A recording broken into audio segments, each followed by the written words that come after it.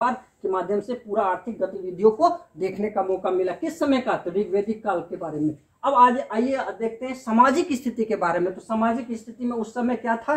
संयुक्त परिवार का प्रचलन था। संयुक्त परिवार और एकल परिवार होता है, तो उस समय संयुक्त परिवार का प्रचलन था। और प्राथमिक इकाई जो होता था, यानी परिवार का जो प्राथमिक इकाई होता था, उसको कहा जाता था परिवार या कुल।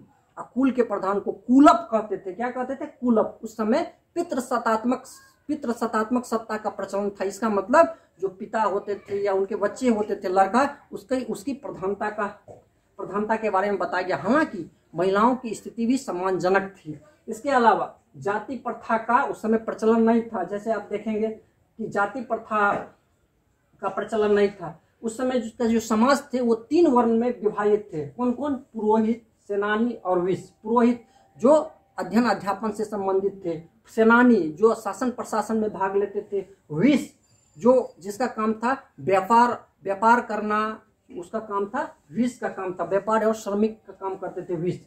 इसके अलावा जो वर्ण होते थे वो ऐसा नहीं था कि जन्मजात होता था, वो अपनी वर्ण को बदल देते थे। जन्म के आधार पर नहीं होता था बल्कि कर्म के आधार पर होता था, और वर्ण बदलने का भी प्रचलन उस समय था। इस समय जो है कुछ खास लोगों की चर्चा मिलती है, खास समाज के दास और दस्यु। दास जो थे आर्य के आरंभिक लोग थे, लेकिन दस्यु जो होता था उसको अनार्य कहा जाता था। और आर्य लोग जो थे इनको हे दृष्टि से देखते थे। इनको चपटी नाक वाले, अमानुष, झूठा बोलने वाले, ये सब कहा करते थे। किनको? दस्यु को, जिसको अनार्य कहते हैं। इसके अलावा जो समाज में महिलाओं की स्थिति के बारे में देखते हैं, महिला यज्ञ में भाग लेती थी, यानी अपनी पति के साथ वो यज्ञ में बैठती थी, भाग लेती थी। उनका वो जनेऊ भी धारण करती थी। महिलाओं को समाज में काफी सम्मानजनक स्थिति था। और सभा और विदत में संयुक्त रूप से वो बैठती थी, भाग लेती थी। सभा किसका था? सम्राट लोगों की संस्था। और विदत सबसे प्राचीन संस्था था, इसमें वो क्या करती थी? भाग लेती थी। महिलाएं जो है गुरुकुल में विद्या अध्ययन भी करती थी, गुरुकुल में रहकर विद्या अध्ययन करती थी। कुछ विदुषी महिलाएं भी उस समय हुआ करती थी, खास करके अपाला, घोषा, सिक्ता, विश्वावारा, लोपामुद्रा, ये सब प्रमुख महिलाएं थी। अक्सर एग्जाम में पूछता है लोपामुद्रा किस समय की महिला है? तो ऋग्वैदिक कालीन समाज की महिला है।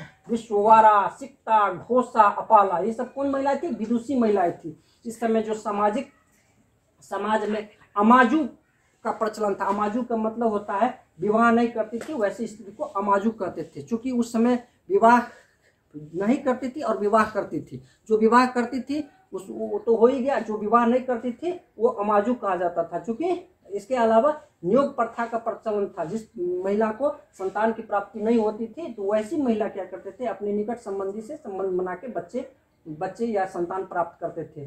सती प्रथा का भी उस समय प्रचलन था। सती प्रथा जैसे अपने पति के साथ चिता में जल जाना, उसको सती प्रथा कहते हैं। इस प्रथा का उस समय प्रचलन था।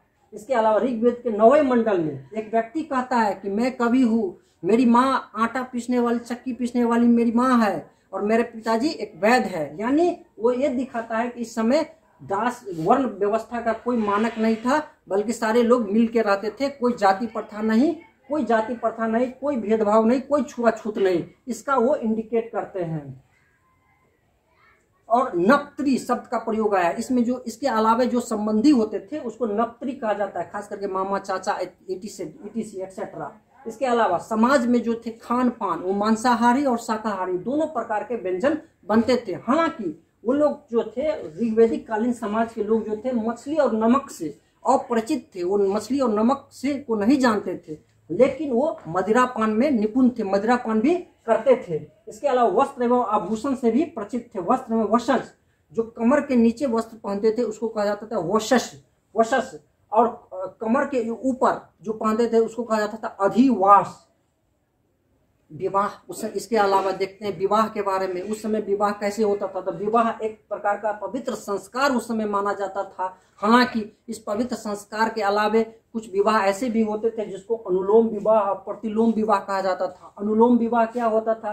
तो उच्च वर्ग के पुरुष और निम्न वर्ग की जो कन्या होती थी, वैसे विवाह जो होता था उसको अनुलोम विवाह कहते थे। और जो उच्च वर्ग की स्त्री और निम्न वर्ग के जो पुरुष होते थे उसको प्रतिलोम विवाह। अनुलोम विवाह क्या हुआ? उच्च वर्ग के पुरुष और निम्न वर्ग की महिला, अनुलोम विवाह। प्रतिलोम विवाह उच्च वर्ग के नारी यानी स्त्री और निम्न वर्ग के पुरुष, तो ये हो गया प्रतिलोम विवाह। इसके अलावा पेशस की चर्चा मिलता है। पेशस हो गया नर्तकी की जो पोशाक होता था उसको पेशस कहा जाता था।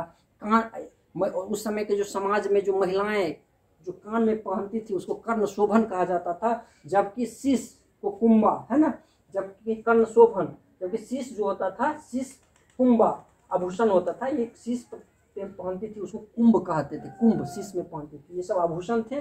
भीषस, इसके अलावा जो है इस समय समाज में भीषस एक वर्ग था जो वैद्य या डॉक्टर के रूप में भीषस की चर्चा मिलती है। जबकि मृत्यु, और इसके अलावा आप देखते हैं कि सामाजिक स्थिति में लोग जब मरते हैं तो मरने में दो प्रथा था, एक दफना दिया जाता था और दूसरा जला दिया जाता था। इस प्रकार से आपको हमने पूरे ऋग्वेदिक काल 1500 ईसा पूर्व से 1000 ईसा पूर्व के आपको भौगोलिक, राजनीतिक, धार्मिक, आर्थिक और सामाजिक गतिविधियों के बारे में बताया। और मैं आपको दावे के साथ कहता हूं कि इससे बाहर कोई क्वेश्चन जा ही नहीं सकता है तमाम कंपटीशन। जय हिंद, थैंक यू।